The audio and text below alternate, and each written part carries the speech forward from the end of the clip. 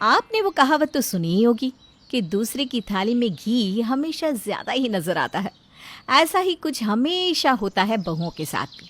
आपकी बहू चाहे कितनी भी अच्छी हो, आपकी सब बातें क्यों ना मानती हो, पर सास को दूसरे की बहू ही ज़्यादा अच्छी लगती है। और क्या हो जब आपके पड़ोस में ही ऐसा कोई रहने आ जाए जो आपकी सास की नज़रों में हीरा हो। ऐसा ही कुछ मसालेदार सा पक रहा है सपना और रिया की ज़िंदगी में। आइए देखते हैं। अरे कहाँ रह गई दोनों? सपना, रिया, कहाँ हो दोनों? अरे माँ जी रसोई में तो है, और कहाँ होंगे हम दोनों? हाँ, रसोई में बैठ के गप्पे ही तो मारने हैं तुम दोनों को, और काम ही क्या है?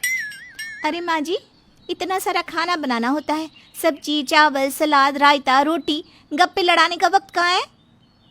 बस बहाने बनवा लो तुम दोनों से। वो गुप्ता जी की बहू देखिए, अकेली है फिर भी कितना काम करती है। यहाँ तुम दो दो हो फिर भी ये नहीं हुआ वो नहीं हुआ, अभी ये बाकी, अभी ये नहीं बना। लो, हो गई शुरू उनकी दूसरी बहुओं की तारीफ। और इन्हें काम ही क्या है भाभी? क्या खुसड़ पुसड़ कर रही हो दोनों? अरे कुछ नहीं माँ जी, बस हम यही बात कर रहे हैं कि खुद को कैसे बेहतर बनाएं। हाँ, जिससे आपको हमसे शिकायत ही ना हो। हाँ, सोचो सोचो, बहुत कमियां है तुम में। शीला को बस मौका चाहिए था अपनी बहुओं को ताने मारने का। ये तीनों बात कर ही रही थी कि अचानक किसी ने दरवाजे पर दस्तक दी। कौन है? कौन हो तुम? पहले तो कभी तुम्हें देखा नहीं यहाँ। पहले तो आप मुझे ना अपना आशीर्वाद दीजिए माँ जी। कहते हैं कि बड़ों का आशीर्वाद बहुत ज़रूरी होता है। हाँ हाँ, खुश रहो खुश रहो। मैं इशिका हूँ माँ जी, हम आपके पड़ोस में रहने आए हैं। अच्छा अच्छा, शर्मा जी जो उस दिन मकान देखने आए थे, तुम उनकी बहू हो? जी जी माँ जी, मैंने सोचा कि अब हम पड़ोसी हैं तो आपका आशीर्वाद ले लूँ। मेरी सास तो बहुत पहले ही गुजर गई थी, अब मुझे तो उनका प्यार नहीं मिला। आपका आशीर्वाद मिल गया तो आज मैं धन्य हो गई। ये इतनी मिश्री जैसी बोली बोल रही है, मुझे तो कुछ गड़बड़ लग रही है रिया। गड़बड़ छोड़िए भाभी, माँ जी को देखिए, उनकी आंखों में कैसे प्यार उमड़ रहा है। अभी ताना मारेगी, देखिएगा। आज के ज़माने में भी तुम जैसी सुशील बहू है। वाह वाह वाह, तुम्हें देख कर ना मन प्रसन्न हो गया। मुझे बहुत खुशी है कि तुम हमारे पड़ोस में रहने आई हो। इसी बहाने मेरी बहुएं भी तुमसे कुछ सीख जाएंगी। नहीं नहीं, ये तो बहुत होशियार और सुशील लगती हैं माँ जी। हाँ, सिर्फ देखने में ही है, हकीकत तो कुछ और ही है। अच्छा इनके छोड़ो, तुम बताओ बहू, तुम कुछ लोगी? नहीं नहीं माँ जी, मैं बस चलती हूँ, घर में खाना भी तो बनाना है, बाबूजी के पैर भी दबाने हैं।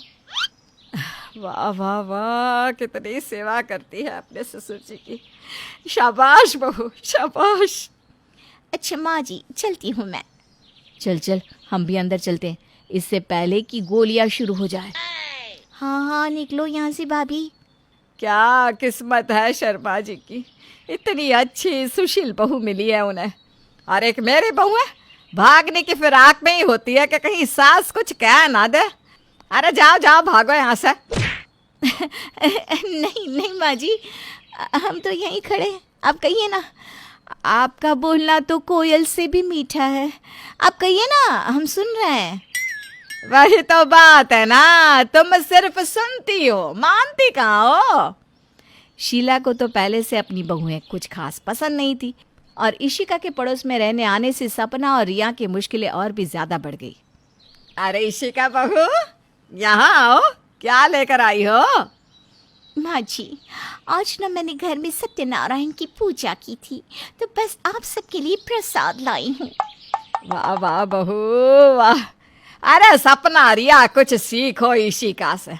तुम दोनों को तो मैंने कभी पूजा पाठ करते देखा ही नहीं। इसे देखो, इतने बड़े शहर से है, दिल्ली से, इतनी पढ़ी लिखी है, फिर भी भक्ति पूजा पाठ में कितना मन लगता है इसका। हाँ माँ जी, सीख रहे हैं हम। इशिका, इन दोनों को भी कुछ सिखाओ ना। इन दोनों को तो ना कोई भजन आता है ना कोई आरती। सीख जाएंगी माँ जी। आप ये लीजिए प्रसाद, मैंने बनाया है। हलवा पूरी है, आपके लिए कम मीठा रखा है। देखो देखो, ये तो कुछ दिन पहले आई है और कितना ख्याल है इसे मेरी सेहत का।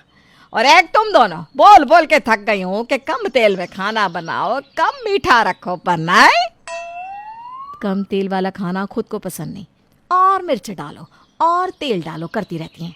और नहीं तो क्या, खुद एक्स्ट्रा मीठा डलवाती रहती है सब में, और इशिका के सामने हमें सुना रही हैं। फिर चालू हो गई तुम्हारी खुसड़ पुसड़। नहीं नहीं माँ जी, हम तो बस सोच रहे थे कि कब आपकी आरती करेंगे हम। क्या? अरे भाभी का मतलब कब घर में आरती और पूजा करे, ऐसे माँ जी, ऐसे।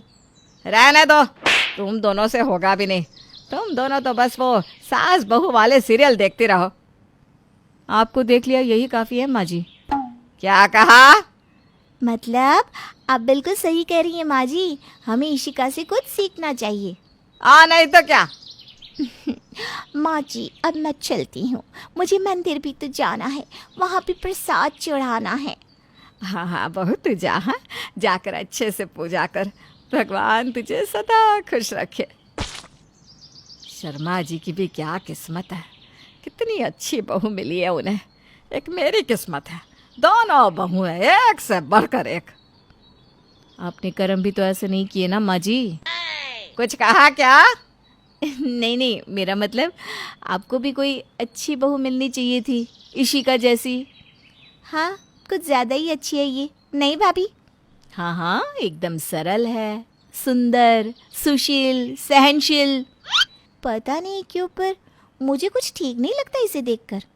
मुझे भी ऐसा ही लगता है, कुछ तो छुपा रही है ये। अब यहाँ खड़े खड़े क्या सोचे जा रही हो दोनों? आज खाना नहीं बनाना क्या तुम दोनों को, या फिर मैं आऊँ रसोई में मदद करवाने? नहीं नहीं माँ जी, हम बस जा ही रहे हैं। आपको तो रसोई में बिल्कुल नहीं झेल सकते हम लोग। क्या? सपना और रिया रसोई में भाग जाती है, पर उन दोनों को अब इशिका पे कुछ शक सा होने लगा था। उन्हें लग रहा था कि कुछ तो दाल में काला है, पर कहाँ क्या काला है वो समझ नहीं पा रही थी। रिया, अगर ये इशिका वैसी नहीं निकली जैसी दिख रही है तो हम माँ जी का मुंह बंद करवा सकते हैं, उनके रोज़ रोज़ के तानों से बच सकते हैं भाभी। पर अगर सच में ये सुशील ही निकली तो क्या? जैसे आज तक सुनते आए हैं आगे भी सुन लेंगे। ठीक है, ये भी सही है। तो कल से हम इशिका पर नज़र रखेंगे, ठीक है भाभी? ठीक है, डन। सपना और रिया ने तय तो कर लिया कि वो दोनों इशिका पर नजर रखेंगी।